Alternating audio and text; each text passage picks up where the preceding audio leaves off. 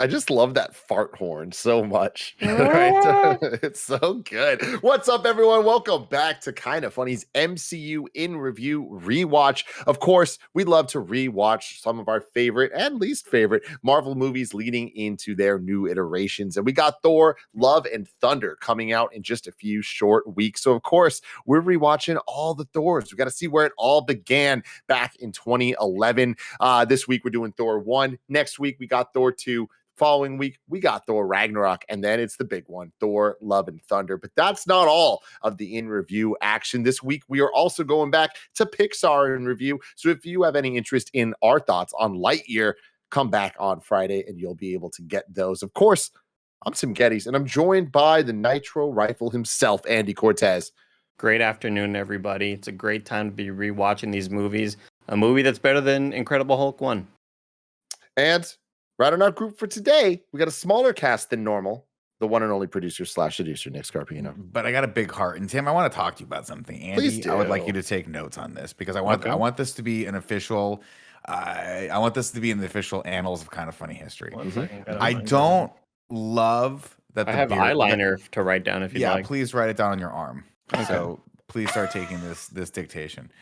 I don't love that your beard is growing in. Now I know it's appropriate for Thor because he has a weird beard in this. Not saying you have a weird beard. I get it. His beard in this this is weird right now. Mm-hmm. Your beard is looking like his in this, and that it's obviously a little too short. Want to get a little longer. Mm-hmm. Having said that, we just watched Jurassic Park, Fallen Kingdom, Dominion, World. Mm-hmm. And he still has that really kind of gross. Yeah, you're fine. Just right, gross mustache, Nick Chris Pratt. like Tim's beard. Oh, and I think I really liked the mustache look that you had there, where it was just like a firefighter that doesn't want to run too far in order to save your life. Mm-hmm. Yeah. Oh, you just nailed me. That's fantastic. I mean, I'll take firefighter. No one else has ever called me a firefighter in my life, so I'll take it in the same way that no one's ever called me daddy in my life until Blessing did last week. Wow. And that was a whole fun thing. It was old age. Yeah, it was.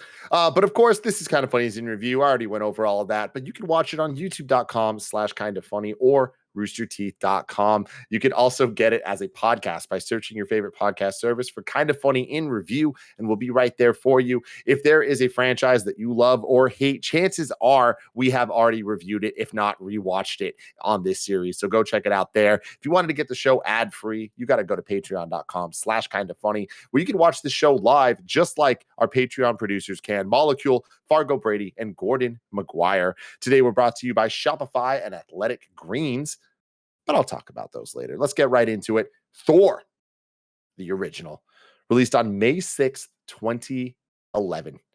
The idea that Marvel Studios has been going on long enough that is over 10 years ago that Thor came out. Wow.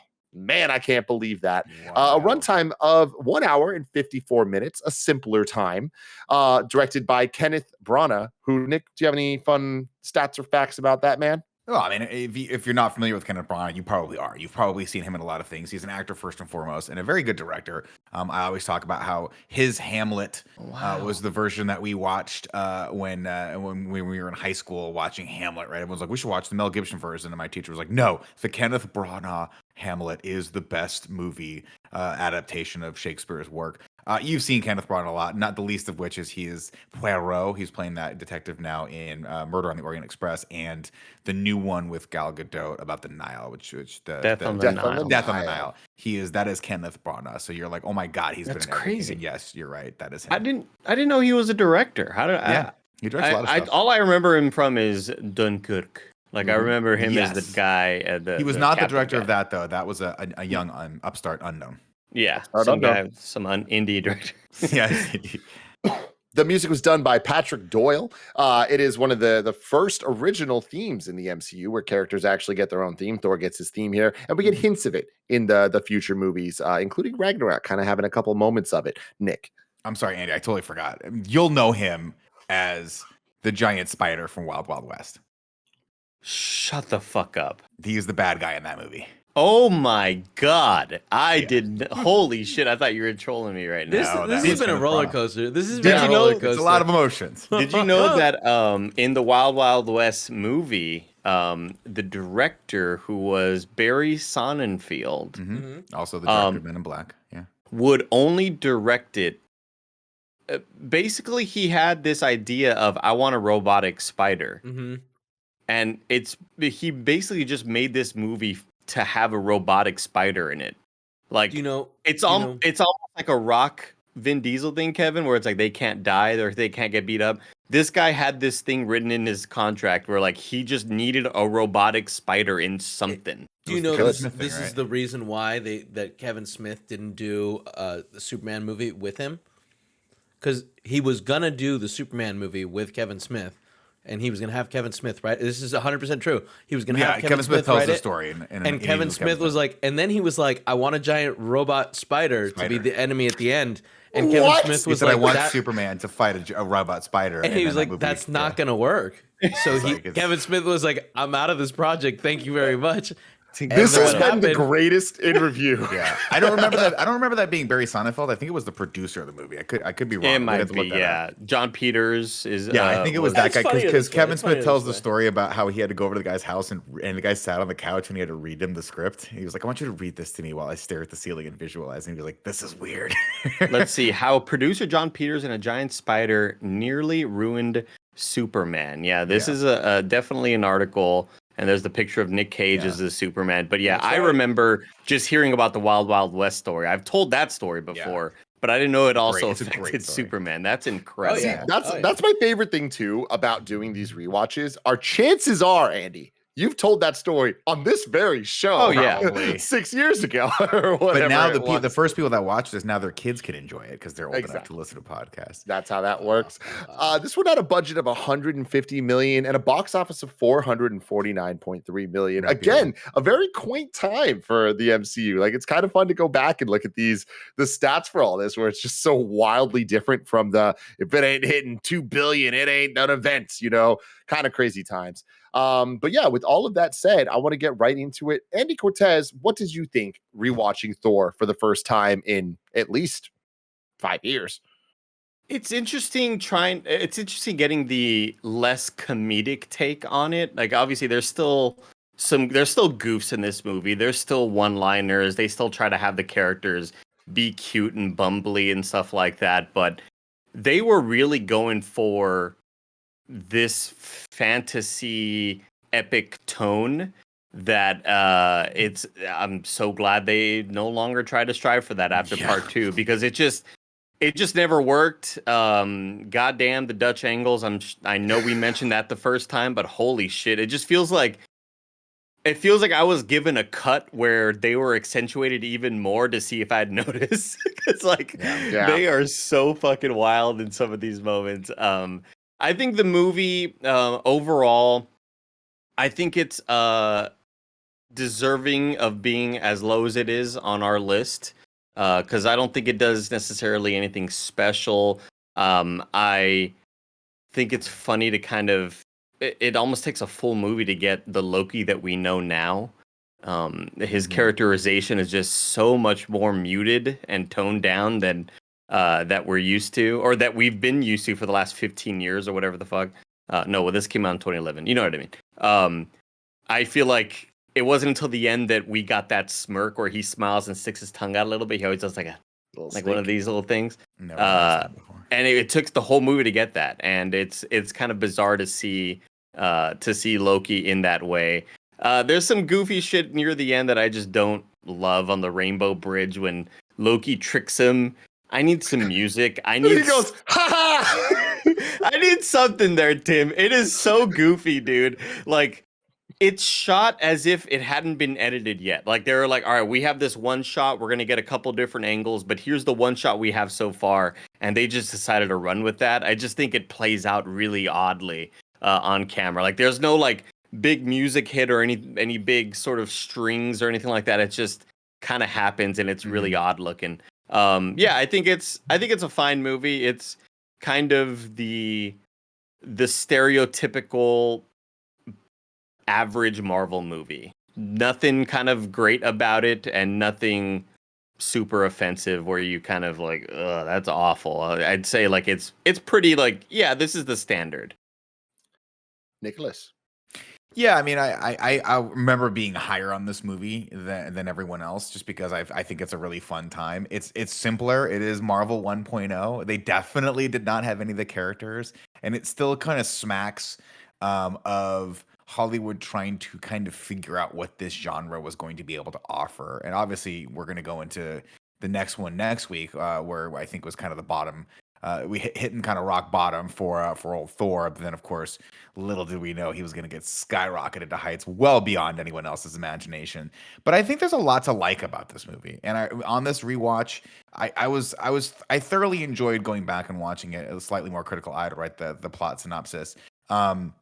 And I stand by the fact that I think he's and Natalie Portman have fun chemistry in this. I think it's silly. It's a fish out of water story. And in a lot of ways, it's a re-origin story, right? It is Thor's origin for us, but really it's about Thor becoming, or getting on the path of what it takes to be king and to lead his people. And that's going to obviously, knowing what we know now, it's so cool to see sort of like where that story goes, the origins, and how that kind of leads to Valkyrie kind of being king and all that stuff. And now seeing the trailer for Love and Thunder where he's like, I'm stepping away from the whole thing, man. I got to go find myself and get into the wind. So, but I always, whenever this is on or whenever I get a chance to watch this, I think it's kind of fun to go back and watch it. And it's not an unenjoyable time, but it definitely could have used about 100% less Dutch angles. Yeah. And the cast of characters he's got, his little motley crew is just some of the most useless stuff. The Warriors, but that's the saddest part about it, right? And that's what I always think about, right? I wrote a note in here too as well for Lady Sif specifically. It's that those characters are so thoroughly underutilized. Those are definitely people who are like, we got to put these characters in. Whereas if Taika Waititi had directed them, if they had written them, they would have. They're not going to kill them off. Taika would never just like kill them off randomly and like have it not matter at all. He would never do that. Well, that's fair, but I do think that their back and forth would have been a little less. Like it's just written from a perspective of someone who I don't think necessarily appreciated what they had. I think you could have done a lot more with that, specifically with the cast of actors that they had. And I think they said, I think we're kind of stuck in the late 90s, early 2000s with those specific characters, and they really drag down the movie. By the time we get to Main Street, we're there for no reason walking down broad daylight Main Street, and it just feels hollow and weird, and there's a Dutch angle on it that makes it look like a Xena Warrior Princess show, whatever network that was on. USA. And they even make that comment where it's like, "Oh, it's Xena." They make a mildly racist comment about Hogan. He calls him Jackie Chan. I'm like, that's a weird thing to say, but yeah, it looks like a USA Network show at that point. And everything around there, unfortunately, drags it down a little bit. But man, I'll tell you what: if you're not fucking hyped when he grabs that hammer and you see all of the armor go back onto his arm, and they just have that one cut. Just in case you forgot what the whole movie was about, where it's Anthony Hopkins' mouth, and he's like, "Whosoever holds the hammer, may he be worthy." Shall possess the power of Thor. And it's just that soundtrack that they never used again kicks in, and it's so fucking good. And he just takes that hammer and crams it through the Destroyer's fucking mouth. Come on, dude, that's a hype ass moment. That's like That's at least top 23 hype ass moments in the MCU. And before Tim pops in, I want to also shout out I think the costumes are fantastic in this movie. Like I always love that they went with the comic book accurate like nine. I just love the hard surface look of everything. Loki's looks awesome. I love Loki's helmet. I just think that like everything has a really cool brushed metal vibe to it, and I think they kicked ass with the costumes. And then I also just wanted to shout out one more time the little crew that he has. It feels as if this movie went through rewrites, and maybe the newer writer didn't really love that the cast that this other sort of like motley crew was with him, so he kind of had to write them out in a way that just get them out of the movie. We don't necessarily want them here. So it just felt like they were in a different cut. They had a bigger role. Well, they don't feel like real characters. And that's the biggest sin, is that now looking at them, every character we see now that's a side character, in the back of my brain, I'm like, if I were directing or producing this, I'd be like, we got to make sure we treat this character with respect, because they might have a Disney Plus show, or they might be the standalone character that gets a spin-off movie one day that we just want to develop into the next big franchise. Especially knowing where Thor started and how big Thor is in the MCU now. Like, when I watch this movie, you see Thor versus the Dark Elves, whatever the second one was, you're like, dude, Thor is done. We don't need to ever think about him again. But then when we get to Ragnarok, you're like, oh, we can take these side characters as long as we flesh them out and treat them like Lady Sif being just kind of there and kind of being so one-dimensional is just it's a missed opportunity. Let's just put it that way. Tim, what did you think of Thor? You know, it's interesting. I'm right there with you guys, but like I think I'm even a little closer to Nick on this, where it's a combination of, this is my third time ever watching this movie, if I remember correctly. The first time was when it first came out, and I remember not watching this in theaters, where I was just kind of like, I don't really care about Thor. I'm extremely jazzed about the prospect of the Avengers coming soon, but we'll see how we get there. And it was such a different time, obviously. And I remember watching it at my old house in my room by myself, and it finishing and being like, I actually really liked that. I can't believe I liked the Thor movie.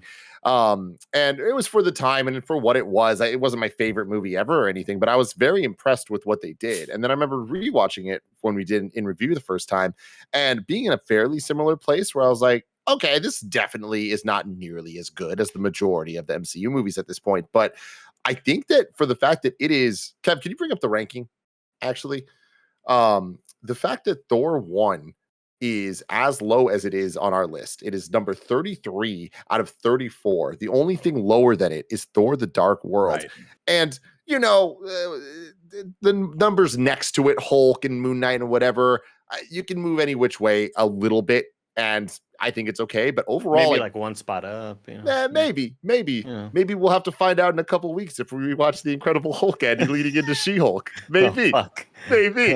But looking at this here, it's like I think this is the right kind of placement for it. But I think that's more a testament to how much I really just like the MCU, and how even at its worst, I mean, we'll see next week with Dark World if I stand by this, but like, this is really not bad. Kind of like what Andy was saying. It's not offensive. It's not like the majority of a lot of the other superhero movies, when we start talking about the bottom of the lists, like, they're a lot more atrocious. And being on the bottom of a list this long and it being this okay, I'm pretty stoked about, because I think there's a lot of good from this movie. I agree the Dutch angles are hilarious and do get in the way of the emotion every once in a while, and it kind of reminds me of Transformers. It's distracting. It reminds me of, it's shot like Megan Fox is on a motorcycle, but Megan Fox nor motorcycle are in the shot. It's like a weird kind of feeling throughout the whole thing. But to Andy's point, the costumes look amazing. I love the use of color, of everything being so dull and so muted. But Loki is this beautiful green and gold, and Thor is this silver and blue and red. You always know where they're at. And getting I think that the structure of this movie is pretty interesting, and they wouldn't do things like that these days. But opening it with Natalie Portman's crew situation, Thor kind of falls from the sky, and then it's like, where did he come from? And then it just like cuts to a backstory to get back to that point. Like, it's kind of nifty little cute shit. I like it. Yeah, I love the joke of her hitting him twice with the car. It's a much smaller movie than I think. Yeah. When you go back and watch it again, because a lot of it just takes place in that little tiny cute town that I have to imagine is a real town somewhere, because it looks. It's like the town you say that's like a podunk. It is a podunk town, right? You know. But the last thing I want to say is, like, I do think that some of the action scenes are actually really fucking rad. I think the ice. The fucking Heimdall thing is awesome. Dude, the Heimdall thing's awesome, but like that whole sequence, I was like, yo, they are using Thor's hammer in very cool, creative ways that I would not have remembered Thor 1 doing. Like, that feels like a very MCU Phase 3 type thing. So shout out to them for that. I think that the movie kind of like crescendos maybe one too many times, and it really starts to lose steam because the Destroyer fight, I'm right there with you, Nick. That moment's hype as fuck. But the hype is undercut by a couple odd placed things. Not the Odin thing. I fucking love it. As stupid as that is, it adds to the effect. But like, the way the hammer just kind of flies to him, and like the way the camera shot, you just see his hand kind of go, and it looks like he's standing, but he's laying on the ground. Like, it's just like they make one bad edit in that whole sequence, and it's that his hand is clearly him standing up in the sky, because you can't get that angle they shot it from if he's still lying on the ground, and then they cut and he's still lying on the ground, which it's weird. Sucks. But it's a poor edit. Then you see it all like suit up, and it's like, yo, this is hella cool. He fights the Destroyer, and it's fun. We get the best line, and I say this a lot, everyone, and I know it's a running joke right now. If not, it should be that. No, the best line Nick always says is, "We should go." When I even have it, hold on, I got it pulled up here. I don't want to mess it up, everyone. I don't want to mess it up. She says, "So, is this how you normally look?" And he's like, "Yeah." She goes, "It's a good look." It's a good look. Fucking perfect read. Yo, Natalie you're Portman. right though. Their chemistry is like off the fucking chain. We're like, yo, she is thirsty. She is hungry. She is just there for it. Okay, and it's A-okay. I love that. I'm with Andy that the Rainbow Bridge Loki thing. It's like it crosses the line into the absurd, silly. Like when he does kind of do the illusion, and then it's dead silent, and you just hear Loki go, "Ha ha!" It's so fucking funny. And I feel the movie kind of peters out with that stuff, and it leaves a sourer taste in my mouth. But overall, I say this a lot about MCU stuff, especially when we look back. But like, I will never forget watching Black Panther and then watching Infinity War a couple months later. And when you hear the drums from Wakanda and then you see it for the first time, and the audience losing their mind because they immediately understood the iconography of it all. We take Asgard for granted because we've had it now for over a decade, but like, this movie did a fantastic job of setting up, this is what Asgard is. It's what it looks like. Here's how the people act. And I think that's dope as hell. But even those transitions to there, right? Where we go and we turn upside down and Asgard's right side up, that stuff, Thor. Jotunheim as well, where Jotunheim's just a plane of ice. I love the image of the big dog running on the underside of the ice. Upside come on. Down. That stuff is stuff like, when I think of Thor, I'm like, those are visual points of contact for me, to your point, that stick out. Like, somebody thought this through. The production design was actually really well done, and whether it was taken from the comics or not, at least it translated very well over to the screen. Yeah. Before we get to the plot and go through this entire movie, let me tell you about our sponsors. This episode is brought to you by Athletic Greens. I've been using AG1 the last few months because I figured it was well past time I start thinking about vitamins, but I'm usually not the biggest fan of their format. So being able to drink a flavored water is much more up my alley. And I'm a huge fan here of the fact that it doesn't taste super healthy. It kind of has like this mild tropical taste to it that I look forward to every morning. With one delicious scoop of AG1, you're absorbing 75 high quality vitamins, minerals, whole food source superfoods, probiotics, and adaptogens to help you start your day right. It's time to reclaim your health and arm your immune system with convenient daily nutrition. It's just one scoop in a cup of water every day. That's it. No need for a million different pills and supplements to look out for your health. Athletic Greens is going to give you a free 1-year supply of immune-supporting vitamin D and 5 free travel packs with your first purchase. All you have to do is visit athleticgreens.com/kindafunny. Again, that's athleticgreens.com/kindafunny to take ownership over your health and pick up the ultimate daily nutritional insurance. athleticgreens.com/kindafunny. This episode is brought to you by Shopify. Shopify gives entrepreneurs the resources once reserved only for big businesses to everyone. So upstarts, startups, established businesses, content creators alike can sell everywhere, synchronize online and in-person sales, and effortlessly stay informed. I love how Shopify has the tools and resources that make it easy for any business to succeed, from down the street to across the globe. Our content creator friends use Shopify to manage all their merch sales and stuff, and I recently got Gia a pair of Allbirds from the Allbirds website, which also uses Shopify. So that's an example of big websites using Shopify for their sales. You can gain insights as you grow with detailed reporting on conversion rates, profit margins, and to help you supercharge your knowledge of your sales and your success.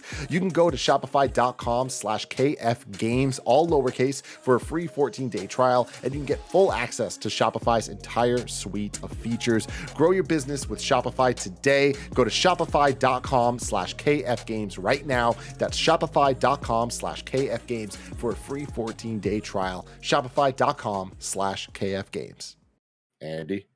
I don't have a plot song, but I just thought of one right now, so I'm just going to go with it. This is the plot for Thor. You're going to hear me roar, Katy Perry? Yeah. You got that, Nick? I didn't get it until those parts, but now I get it. Now I get it. I was just Googling, like, what rhymes with Thor? We've got to look for songs that rhyme with Thor. Well, because we usually do plot, but Greg isn't here, and we need to be in sync, and Discord makes it a mess. You know how it is. I totally understand. Thank you. As does Tim. Mm-hmm. Ladies and gentlemen, let's kick it off. Thor, whosoever holds this hammer, if they be worthy, shall possess the power of Thor. Natalie Portman and the killer from the girl with the dragon tattoo hang out in the desert with Kat Denning to track an atmospheric disturbance in the sky. It's a massive tornado. It hits the ground right in front of them, and then bang, they just smack right into a jacked out Thor. Then we cut back over to Kongsberg, Norway, 1965 AD. The Norwegians used to know about gods, and we get a little backstory about the frost giants in the realm of the cold and darkness. This is the most 2010 era movie thing ever of like, yo, we're going to introduce you guys to so much info in the intro. And here it is. There's VO and you're seeing a bunch of cool imagery. It's a lot. It really reminds me of like some of the worst parts of the Transformers movies. Mm-hmm. Like getting that part that you're lore thinking dump was narrated by Anthony Hopkins in the Transformers. That's movie. true. You're yeah. right. That's true. Yeah. Getting that lore dump in the beginning and it having to do with like, here's the history and the dinosaurs and the Transformers walk together or whatever. Here's Merlin. Yeah. Andy, what are you doing over in the corner? I'm taking a lore dump. We just dump some lore in your chest right now. Dump steaming pile of lore on your chest. All right. Oh, we got that out of our systems, ladies and gentlemen. Andy, I wrote a note here that said if we were gods, we'd be from the realm of flaming hot Cheetos and dietary distress. Oh we my see God, we see a young Odin square off against the Night King in battle, and the battle is dope, but Odin loses an eye. The Night King. Yes, I know he's not called the Night King. I just threw that in there for Tim. They win the war and took the source of the Frost Giant's power, which is called a casket, back to the realm eternal Asgard. I will say, and I'm not even meaning this as a negative because I kind of like how unique it is. The Frost Giants animation, whenever they get cut on something and like parts of them fall off, or like later when like the destroyer's door opens up, like with the tech or whatever, it looks like Reptile in Mortal Kombat.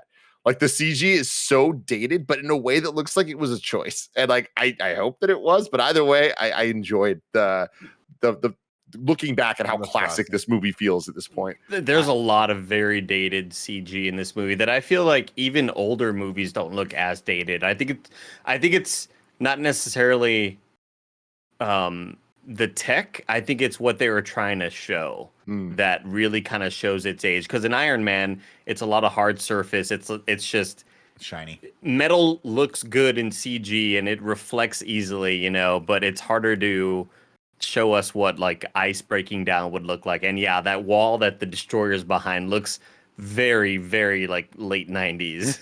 Yeah, incredibly. But I will say I like that they committed to and did to a pretty good degree the effect of the Frost Giants being bigger than the Asgardians.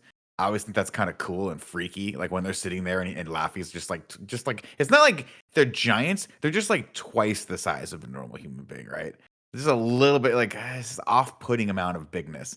Unless I'm crazy, I think that correct, counts right? as I mean, you're correct, but I think that counts as a giant.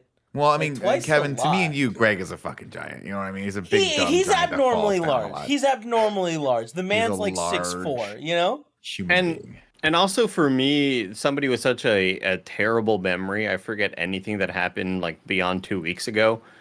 I was like, oh, he's called Loki Laufeyson because his dad's name is Laufey. That's right. Just forgot the dude's name was Laufey. Because honestly, I'm right there with you. Laufey sounds like a very mythological type name. But when in the show Loki, they're like Loki Laufeyson, he just like Laufeyson sounds like such a middle America name.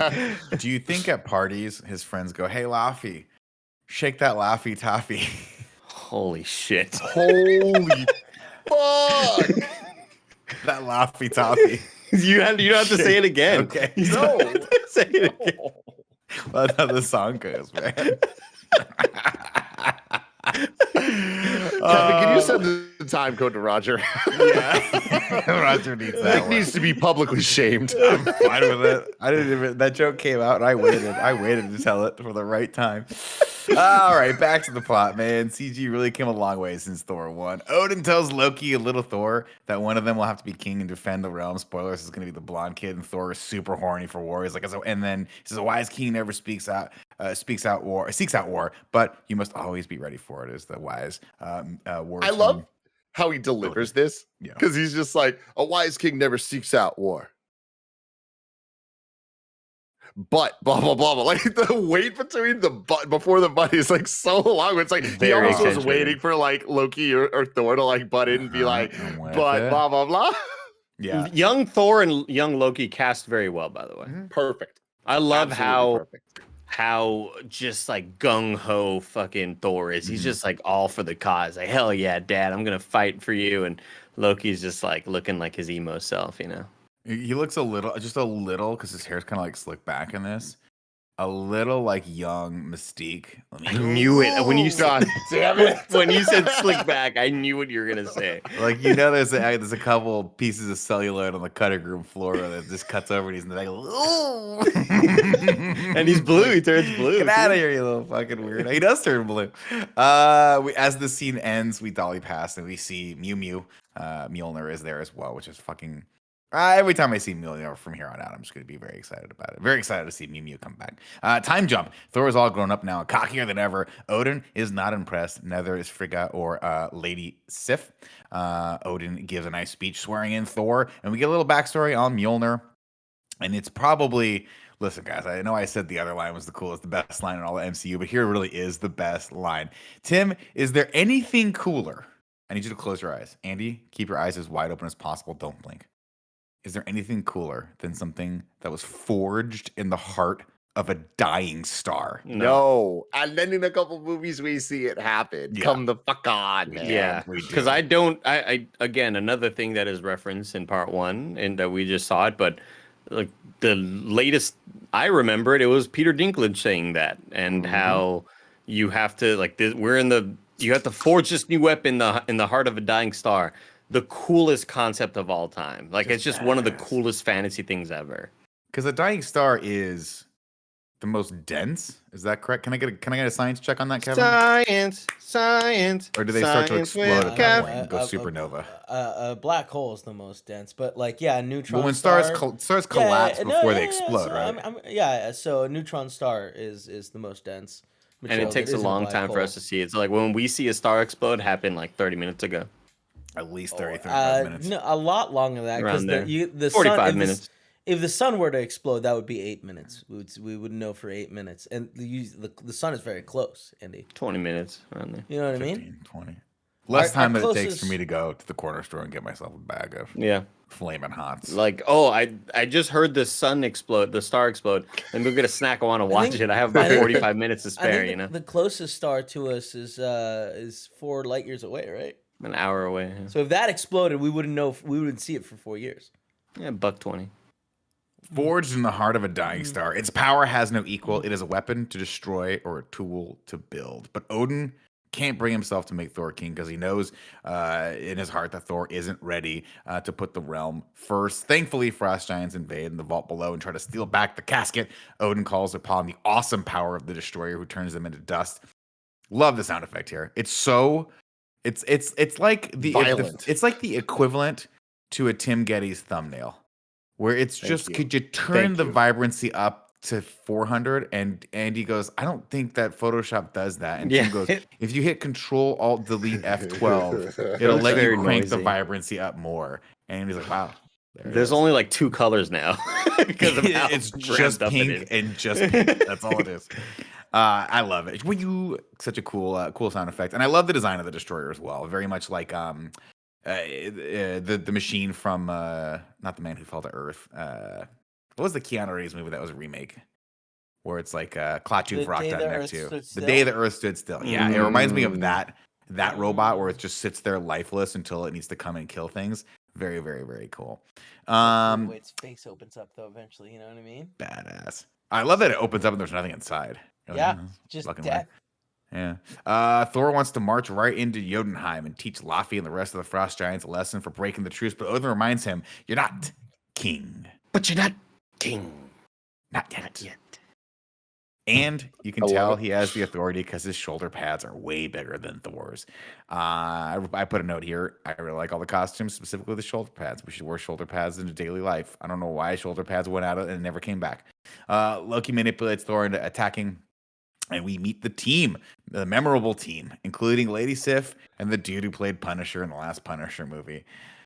Underutilized human beings. They ride across the Rainbow Ridge, but are stopped by Heimdall, played by Idris. You want to talk about something thoroughly underutilized in every MCU? Heimdall should have been. He's one of those characters. I'm like, we realized probably off the jump, but the producers realized way too late. Where's Heimdall's movie? Where's his story? Yeah. He's on the awesome. poster, which He's surprised me. awesome. He can see everything. It's so Yeah. cool. He can And see it always everything, is dude. cool. Got Dude, good eyesight. Did they The ever amount of explain shots. that? What's that? Like why? Not Why really. can he see everything? Is it? He has the eyes. 'cause- He's got the eyes. But what does that mean? That's a Eyes special of the power. tiger. You're Wait, gonna hear God. my like no roar. one else. Like so, he's like a mutant Asgardian. Well, no, all of them have like godlike powers, right? Like Thor could do No. thunder, he can fly, Oh. and he's cute. Loki's really good at cooking. But Loki's like good at mischief, right? I just Yeah, thought we he's should. got I assume Heimdall is a god from Norse mythology, right? God, Oh, I see. mean, yes, he is. But Yeah. I'm just like, I'm on it. Keep on Yeah, talking. yeah, I never guess I really never feel thought good. about like. I Listen, remember leading into Infinity War, because like all the movies had the different stones, right? Where it's Yeah. like there was a run in phase 2 where most of them had to do with the I stone, remember and that. everyone was like, "Where's the Soul Stone?" Like it's Right, the right, one thing right. we haven't seen, and everyone's theory was, "Oh, his eyes are yellow. Maybe he has Yeah, maybe his possessed eyes it. are the Soul Stone or something." Obviously, that ended up not being the case, No. but that was a fun theory back Here then. we go. That's Here we go, cool. everybody. Like all Asgardians, his body is 3 times more dense and heavy than humans, Good. contributing partly to his superhuman strength and weight. Heimdall also possesses extraordinarily. I guess they're just telling us that he has these powers, but why? I see what you're saying, Kevin. Because it's just You know saying what I like mean? he But- has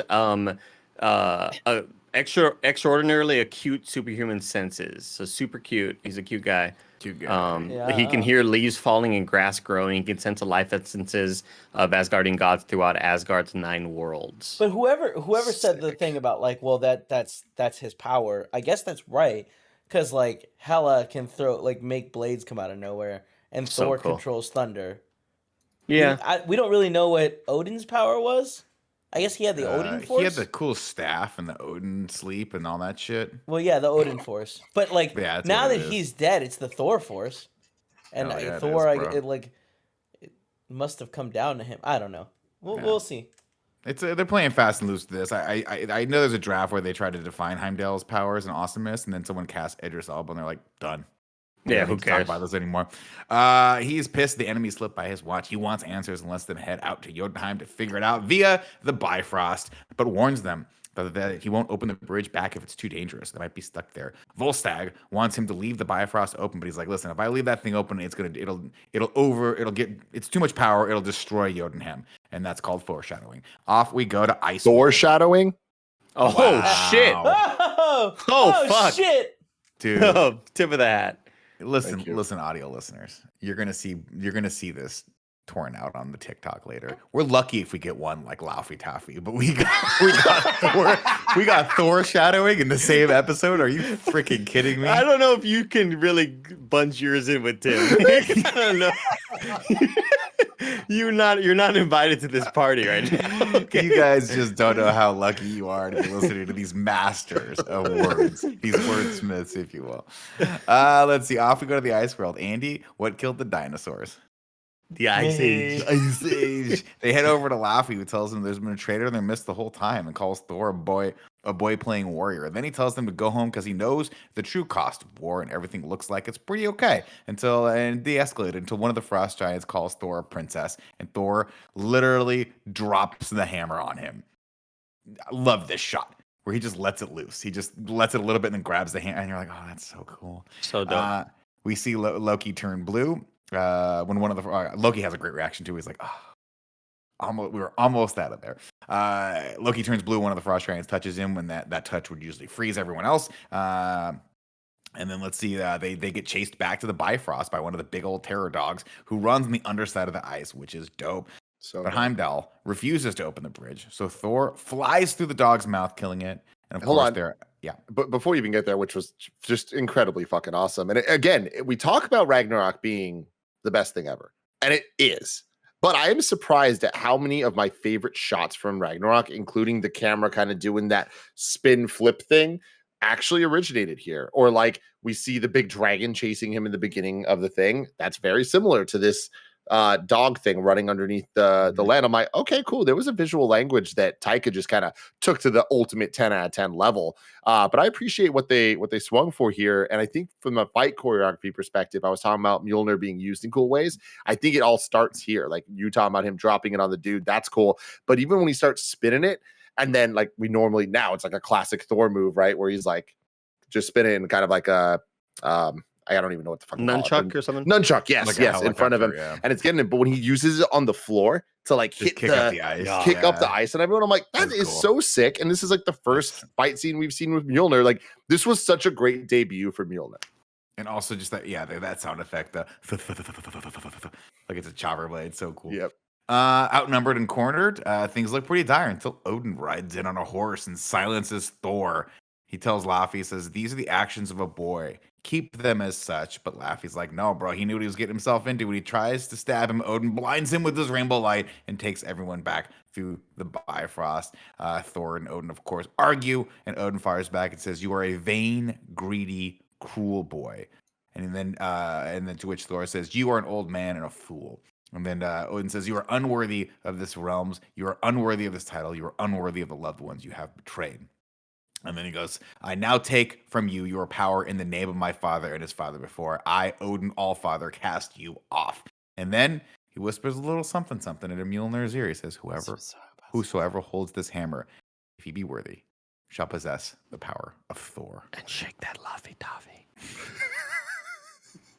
He's like, "Dad, I don't know what that means." You will, son. That sounds fucking stupid. You will, son.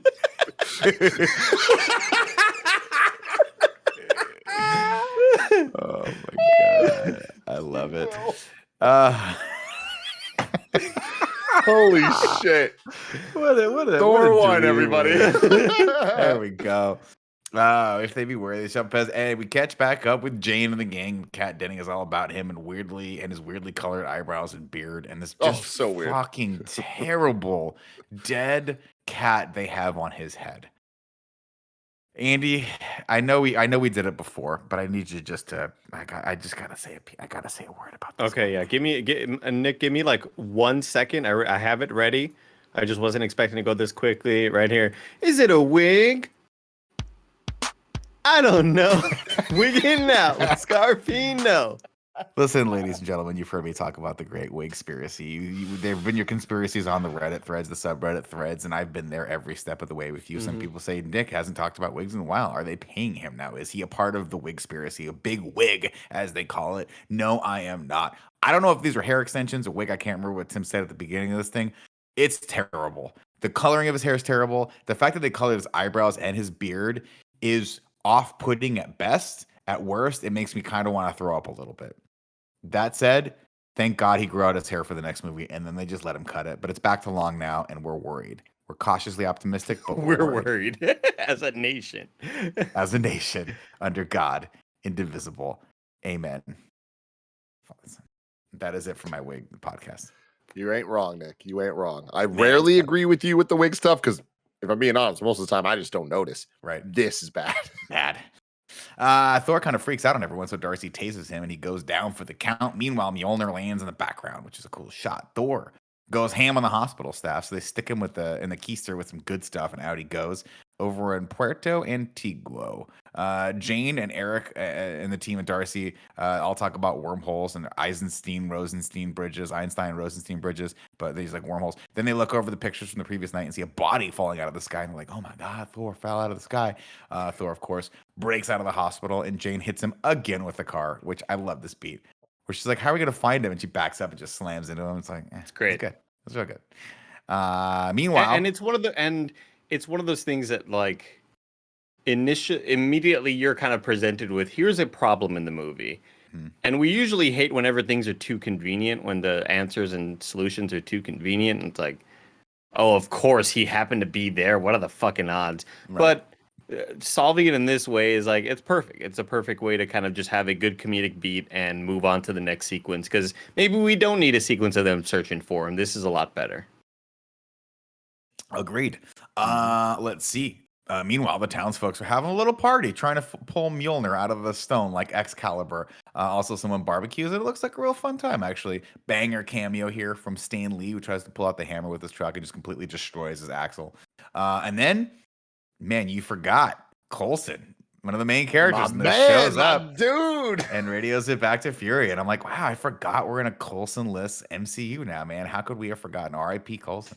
Dude, I mean, and we're jumping ahead a little here, but like seeing Coulson was like wild, and the post credits of this, even I was like, yo, this has a kind of banger post credit scene, like setting up Loki and the Space Stone in Avengers 1, and I'm like, there was some like real fucking immediate stakes to that, where that was 2 movies away, and then we got the Avengers, so different time.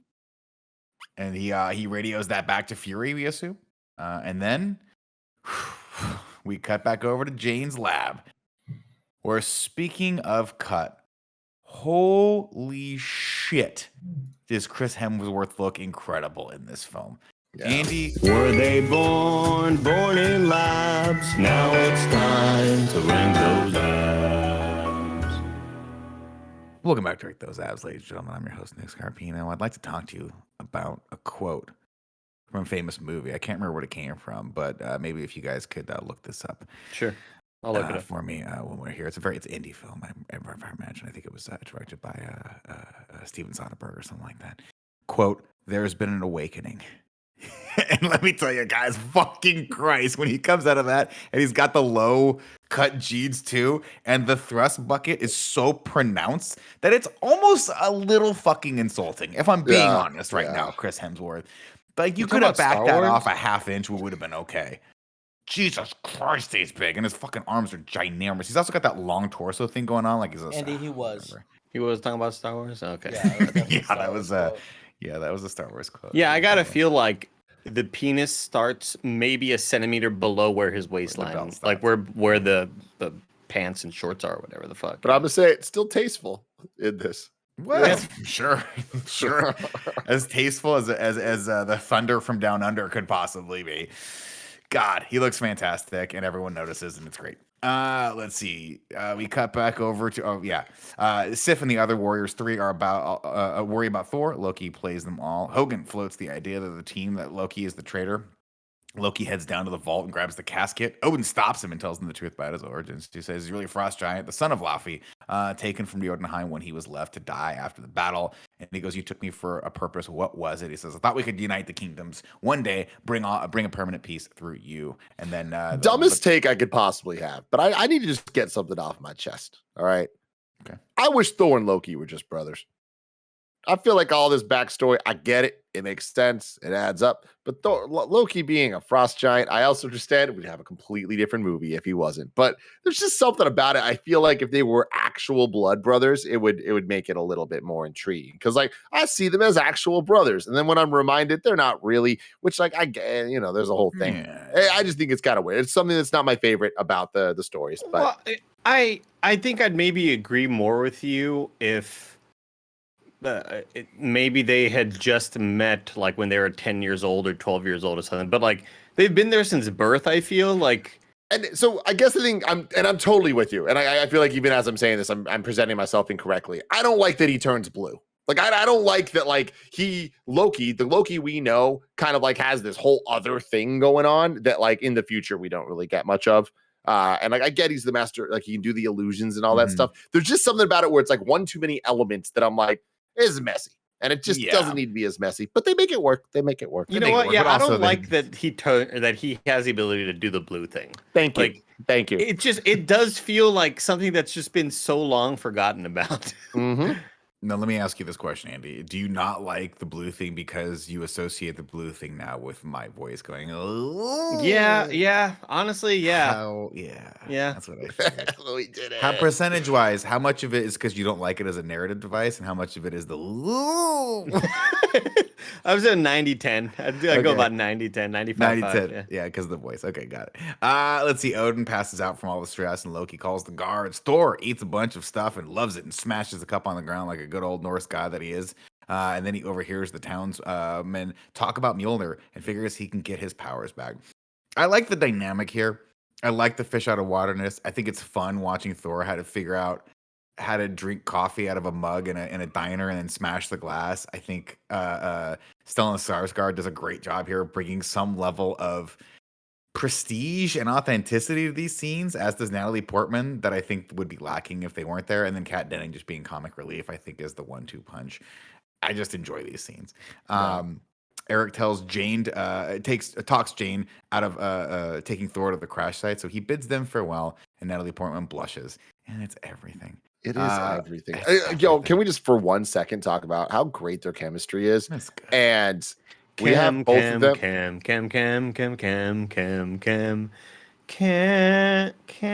What's the final note? What note do they hit? There it is. I love it. I think this is it's an all-time great. Like, there's just a fun to their relationship that, like, it's, I think, a perfect example of a shallow relationship that is built on tropes, but they just commit so hard to it that I just believe in it, because we've all been there where, for either us or we've seen people around us, like, to have two people look at each other and just kind of like fall in whatever it is, whether it's lust or love or something in between. Yeah.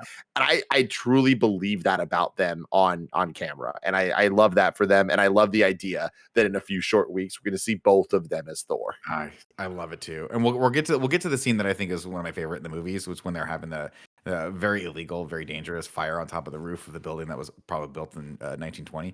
But they just smile at each other, and maybe it was a horrible shoot. Who knows? I don't know. But sometimes it just looks like people are having fun while they're filming the movie. And that was one of those sequences. And this was one of those moments where I was like, this just looked like that was her smile in this and her blushing in this was kind of genuine, and they had good chemistry. And I'd like to believe that. And if you've seen any trivia that speaks otherwise, do not send it to me, because I need also it. She's a good actor. Natalie Portman has chemistry with a fucking with a pole, but you know, they're both great actors. Everyone in the scene is good actors, but specifically, like, sometimes I've seen really good actors not have great chemistry together. It happens sometimes. Chemistry is that thing you can't quite explain, and these two just light up the screen when they're both on it together, and that's good. That's what's so fun about this movie.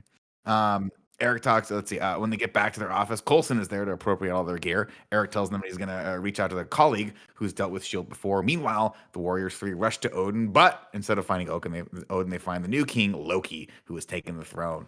Odin has fallen into the Odin sleep. And then which asks the question, what if other people fall into the Odin sleep? Do they still call it the Odin sleep?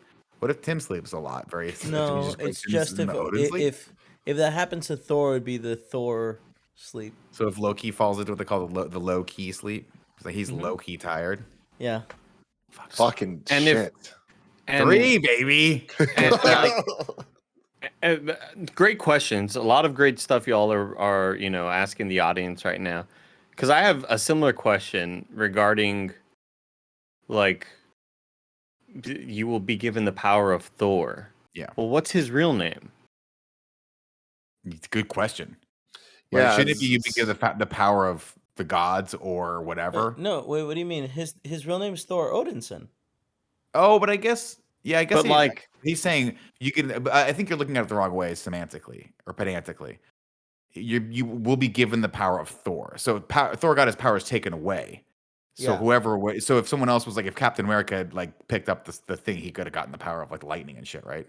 That's how I read. That's how I mean, he did get that power, which we got. Yeah, we do see that. Yeah. So I guess technically that is the power of Thor, but we'll have to find out in a few short weeks. What do they call Natalie Portman? Do they call her Thor? Because I think they do. Yeah, that's my thing. I mean, you have to imagine the hammer still is imbued with the power if anyone can pick it up, right? Oh my God, the hammer pulled you off. It is very good. That was really Thank good. That took me a second. That was really good. Let's see. The Warriors 3 beg Loki to bring Thor back, but he gives them some bullshit about the good of Asgard, so they back down. Jane spots Thor heading into a pet shop where he goes in and asks for a horse, and so she offered, despite her better feelings toward it, she offers him a lift. On the ride out to the crash site, they sort of crush on each other, and it's adorable. Over in Asgard, Frigga tries to reassure Loki by telling him Thor's banishment had a purpose, and he Rene realizes Thor is Russo. still a threat. Yeah. Come on, man. Like that's I forgot. I just forgot, and it's like they thank you for reminding us in Endgame. That was fantastic. That was special. And it reminded me that next week there is sad things to look forward to. But seeing her in this, it's just like, damn, y'all motherfuckers got Anthony Hopkins and Rene Russo. Y'all did that. Man, I'll tell you what, that scene in Endgame, just so good. Where she's like, "You're not the Thor that I know. The future hasn't been kind to you." And he's like, "I'm totally Avatar. I'm not the Thor." Oh my God, I just got goosebumps. God, it's what so a movie. What a movie. The fact that they could legit, and no future spoilers, but the fact that they could legit kill her off in the next movie next week, and then somehow find a way to bring her back and have her Just did the be future spoilers. to have her be in one of the best scenes in Endgame is just, it's so cool. That's great. I love that scene. And he's like, and Chris Hemsworth, talk about a guy that really came into his own as an actor. Crushes that part, just crying the entire time. So good. Anyway, over in Asgard, she talks to Loki about Thor, and Loki kind of is like, "Oh shit, Thor is still a threat." Jane and Thor get to the crash site and find an entire shield city built around it. She says, "You think you're gonna just walk in there, grab your stuff, and walk out?" And he goes, "No, I'm gonna fly out." And then he breaks in, and all hell breaks loose, and the alarm sounds. And Eric calls Jane calls Eric and leaves him a message that she did exactly what he told her not to do. Thor fights his way to the center while Coulson calls in a special sniper, who first, for no reason, grabs a sniper rifle and was like, "No, you know what? Today I'm going to try something a little different. Something I've never tried before, a bow and arrow." And everyone's like, "Oh shit, it's Hawkeye." Not the best introduction for Barton, but whatever. Here's the thing. I remember in 2011 fucking watching this movie months after it was in theaters alone in my room. And I saw this. I'm like, that's motherfucking Hawkeye. Holy shit, we're getting the Avengers. Like, it's just, that was such a crazy moment where nowadays it's like we get like, the new Falcon popping up in Falcon and Winter Soldier, later known as Fanboy in Top Gun Maverick, of course. And we're used to that type of stuff where anytime we see someone, we're like, oh yeah, they're going to be a thing at some point. But I didn't expect to see him in this movie.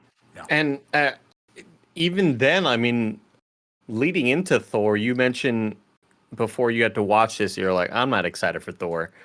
I was, being somebody who didn't give a shit about Thor because of the post-credit sequence in Iron Man. And having everybody show up and what the fuck? Why? Like, what is this post-credit scene? There's a hammer there. Oh my God, they're doing like that shit hyped me up just thinking that they could be connected in some way. But this scene always threw me off. I think the framing and the direction of this sequence always threw me off. I probably brought it up last time. It's always something that's annoyed me where it's like, so he's on top looking down, but it really looks like he's somewhere far away, kind of like it's just shot in a really odd angle where he's like, I've got an eye on him. We got to now or never. Like, I have the shot, but like he's in this really thin, like kind of cylinder. Like, it just doesn't seem like it makes sense in terms of like where he is spacing wise that he would have a shot there. And they show at the very, very end that he's basically aiming straight down, but like he hasn't been doing that the whole time. It just throws me off. But it does speak volumes to how coordinated this crew is, because he just jumps in that little bucket and that thing immediately goes up, and it's like, I don't know. I guess someone's there. Someone's just on the fucking ball when it comes to the man mover. Let's see. He heads back in and reaches Mjolnir. As he does so, Coulson tells him to hold off. He's like, I want to see what happens next. This is after, of course, he double kicked the mini boss in the chest through the mud. Yes. And when he grabs Mjolnir, nothing happens. Thor cannot lift the hammer from the stone. He is not worthy. This is another one of those moments where I love it despite some awkward edits, where I think it kind of just works in its favor for the fun of this movie. But he's trying so desperately. The score's kind of rising. We're feeling for him. We're like, oh, this is sad. Like he's not Thor anymore. He has the biceps, but he doesn't got it.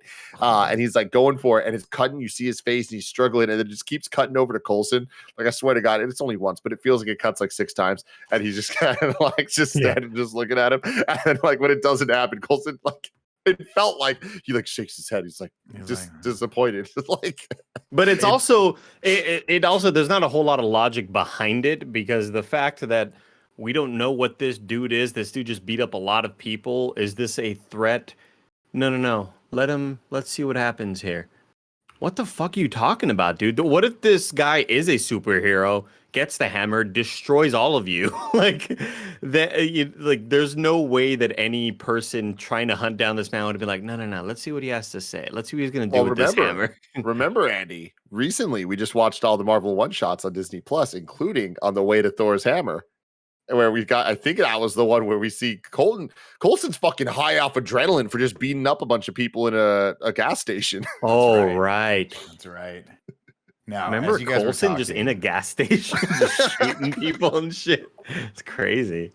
As you guys were talking, I spent all the time, no surprise, not listening.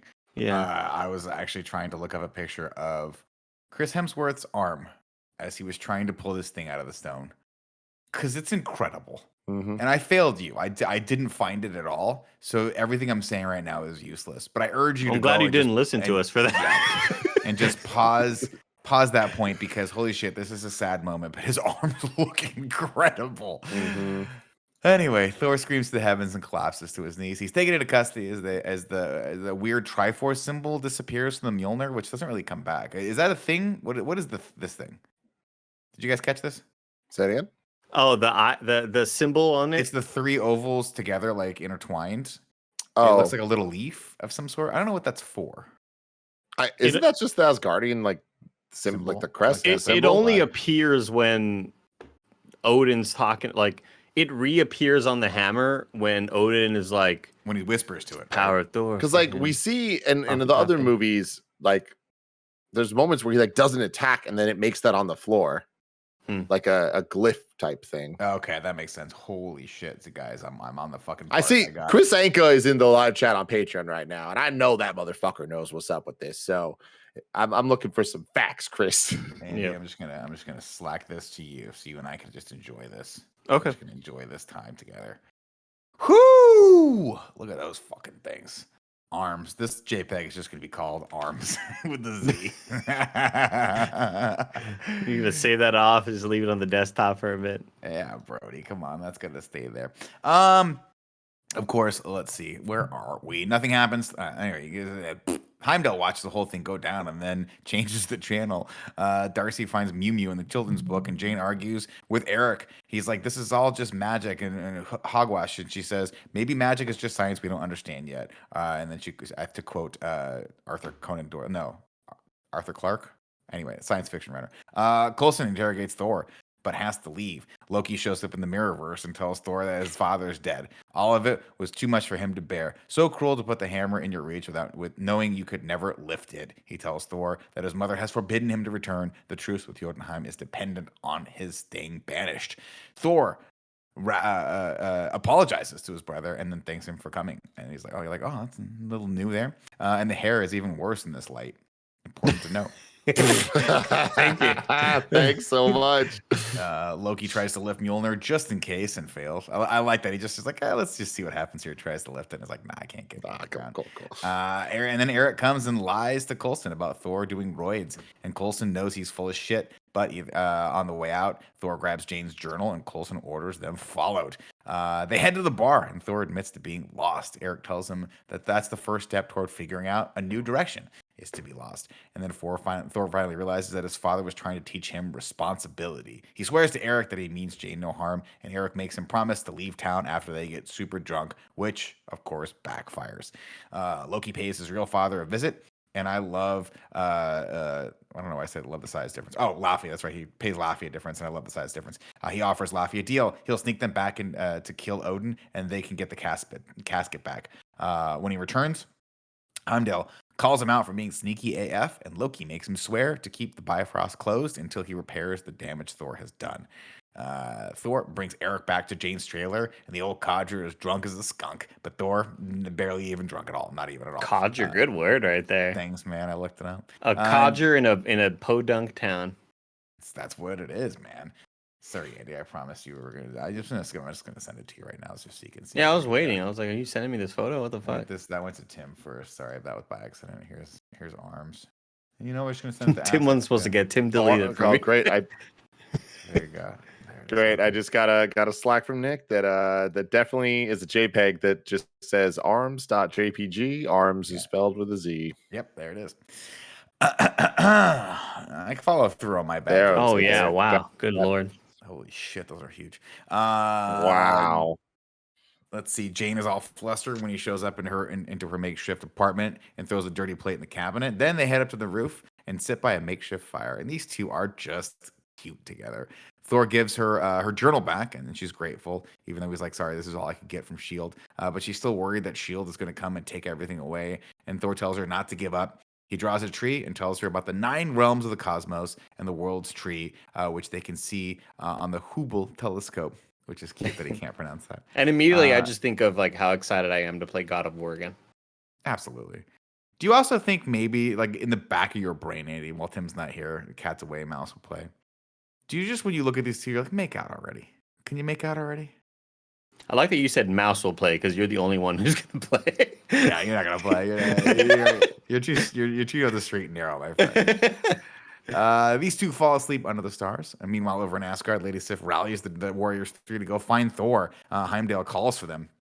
He says, you would defy, or calls him out rather. He says, you would defy the command of Loki, our king, and commit treason to bring Thor back. And they say yes. And he goes, good.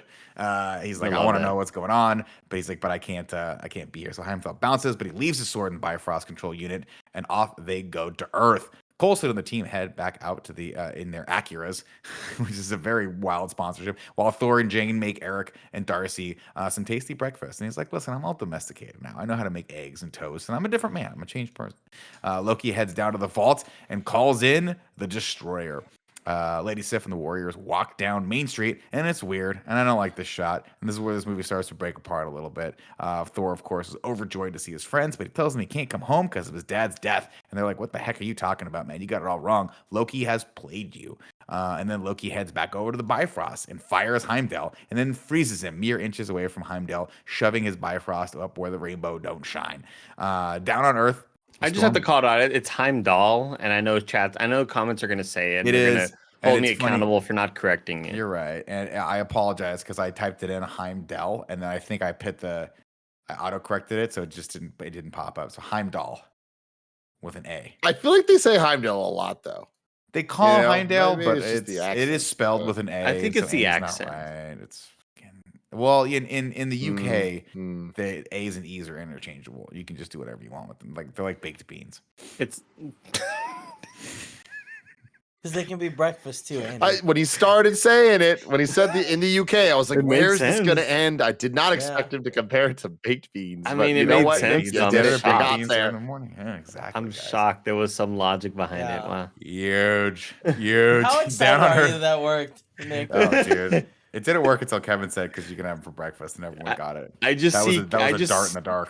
I just see Nick running through a dark hallway, like looking for a door. Like, what's here? Like, that's what the brain's going through in that moment. In the dark? It was dart in the dark, man. Okay. And in that one, the brain did not find the door. No.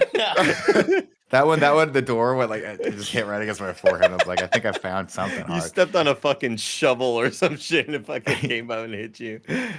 Down on Earth, a storm brews in the distance. The Destroyer has arrived, and I love when Coulson says, "Is that one of the agents goes, is that one of Stark's?" And Coulson goes, "I don't know. That guy never tells me anything."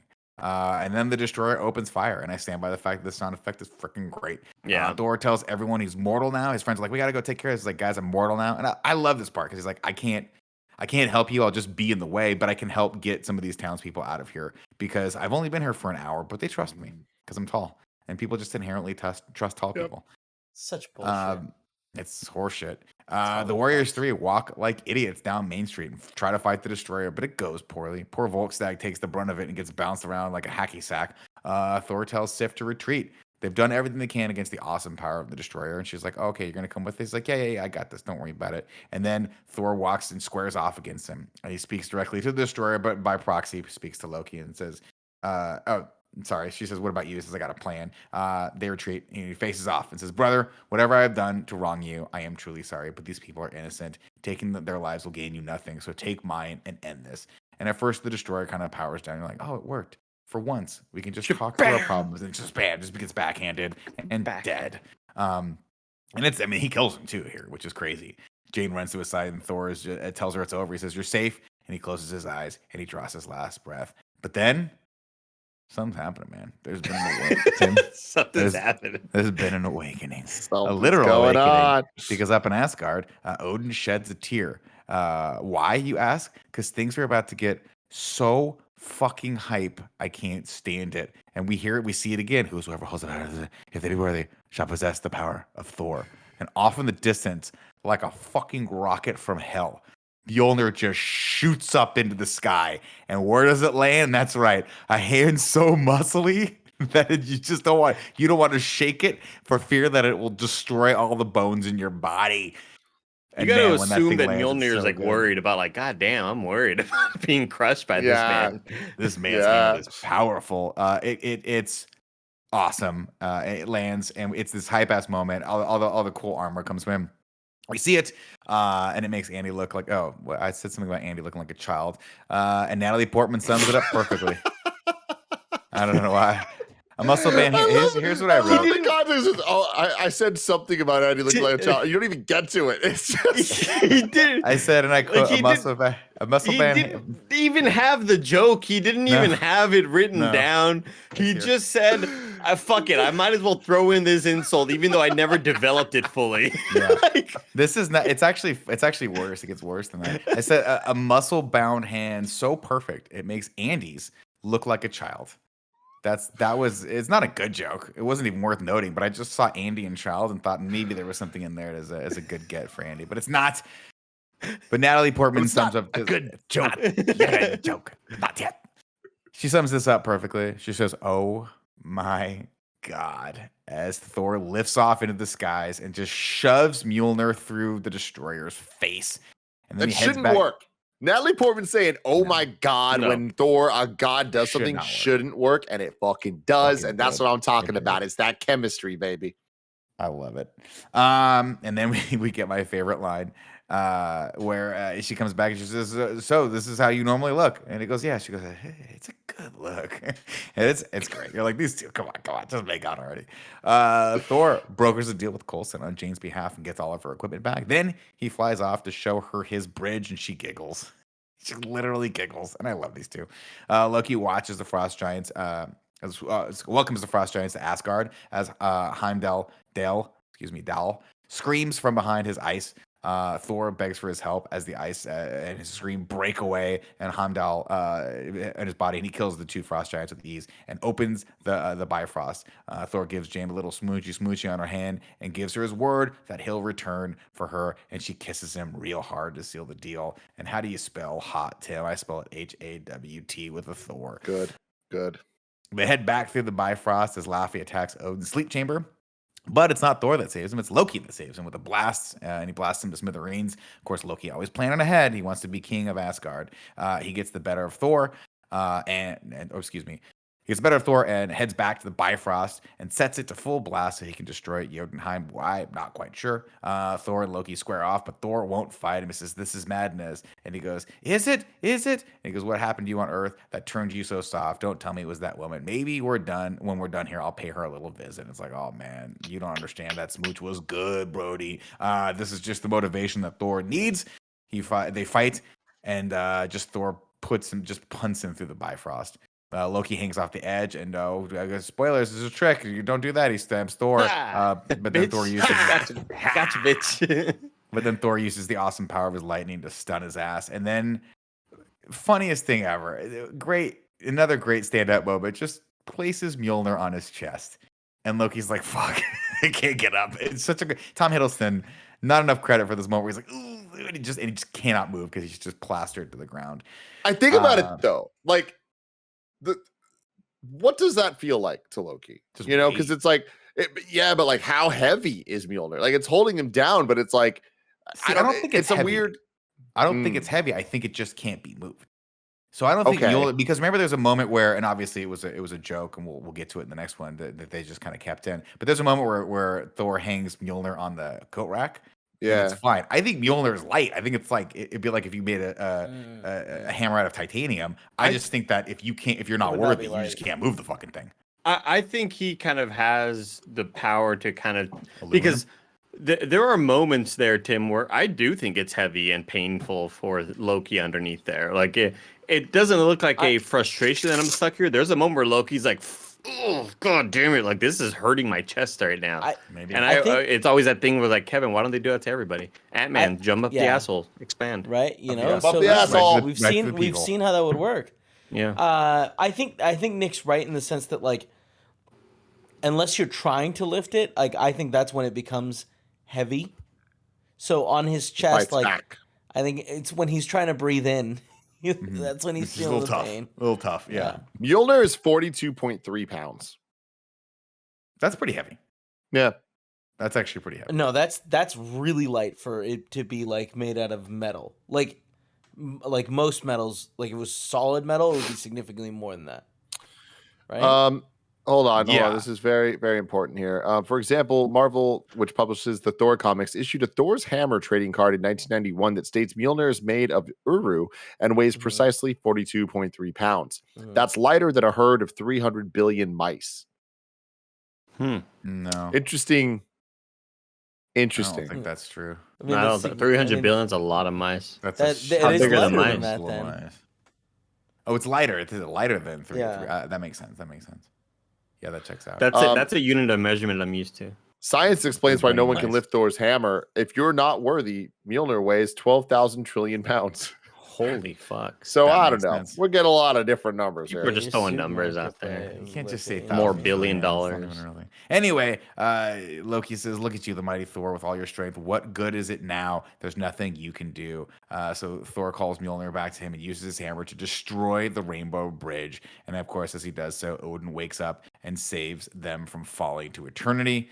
And then Loki pleads with his father, says, I could have done it, Father. I could have done it for you, for all of us. And his father just goes, no, Loki. And Loki's like, oh, that sucks, man. And then it is such a bummer, dude. Falls into the black hole left by the Bifrost.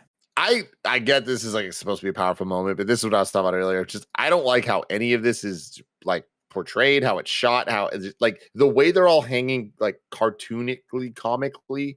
Of Odin like holding a stick and Thor's holding a stick down to Loki, and they're all it's like it just feels really stupid. And like it goes back to what Andy was saying of like some of the CG just really looking like dumb and not holding up. And it's like this was a choice that they didn't need to make. It's true. Jane, of course, watches from Earth as the bridge closes for good. Back in the upside down world of Asgard, everyone enjoys a great feast except Thor, who misses Jane, and Sif, who likes Thor. Thor heads over to Odin, who tells him he'll be a wise king, but Thor knows he still has much to learn. Says, someday, perhaps I shall make you proud. To which Anthony Hopkins, in a not so proud way, says, you've already made me proud. But it's like when a dad tells his kid, shut up. You made me proud because you put the cleats on. It's like, but you didn't get a goal. You know, you didn't win the game. You tried. It's cute. Yeah, but you went in there and those guys were way bigger and taller than you. Yeah, and he's like, okay, but Dad, I didn't win. And meanwhile, you're like, deep down, the only reason you did it was for the orange slices. And sometimes, occasionally, someone forgets to bring the orange slices, so they bring Pop-Tarts. No, I mean, at the end of the games, it was always hot dogs and burgers and Gatorades. It's high C's. Do you get the squeezy high C's too? Or not the high C's, the Hawaiian punches. No, high C's. Which ones are the ones in the little pops stab the bottom? Yeah, it's a high C, I believe. Maybe. Yeah, that's what I looked forward to. My parents would get me donuts before and after. It's no wonder. It's no wonder. Donuts before and after an athletic event and during. It's no wonder. Let's just put it that way. Before, after, and during. Yeah. Oh man. Thor heads over to hang out with Heimdall and asks about Earth, and he says, "There's always hope." He says, "Can you see her?" He says, "Yes." "How is she?" "She searches for you." And then we cut back over to the team back in their lab, and Eric and Darcy are running around all crazy, prepping something, and Jane's kind of working for Shield. Yeah, kind of a cool little thing. I like it. And Jane's checking all of the tables and all that stuff, and then checks her watch and realizes it's time, and she looks up and she smiles. And then and that's it. And that is Thor. And then we get a nice little bit of a little title that we hadn't seen ever, I don't think. That says Thor will return in the Avengers. Yeah, that was nice. Which is cool. I think we had seen the Iron Man will return. Okay. I think we got, but yeah, it was fun seeing that. And also, I want to give a shout out to this credit sequence. Like MCU always has those dope ass credits before the white on black, and I think that this one, while kind of simple, and I think nowadays especially not really that cool, I had never seen flying through nebulas look like that before, and the sound design in particular I thought was really cool. Every time they like whoosh by a planet or something, it's like they did a lot of keen-eyed and keen-eared viewers will notice the intricacies that they added there. But then we got the post credits, which was very cool. We get that post, and then we get the final post credit sequence. Eric meeting with Nick Fury. Fury shows him the Tesseract, but spoilers, Loki's there too, and he is in control. He's like, oh, this is gonna be good. And that's the end of Thor. Oh, Laffy Taffy. Laffy Taffy. Please hit me with haiku and review, Andy. 7 syllables in the middle. They'll need 5 for the first and last line. If it's not poetic, no need to fret. And haikus don't need to rhyme. Haiku in review. Haiku in review. You can go to patreon.com/kindafunny, just like Eric Myers did, and only Eric Myers this week, with his review in haiku form. Hemsworth has much bulk. This film may rank low, but Thor is better than Hulk. It is. Wow. Good job. There we go. Great job, Eric. I love that. But yeah, overall, we did it, boys. Thor 1 down. We got Dark World next week, which, not the best. Yeah, but then we got Ragnarok, and then we got the new one. So we got some fun ahead. I'm excited to see her sucking out the red juice.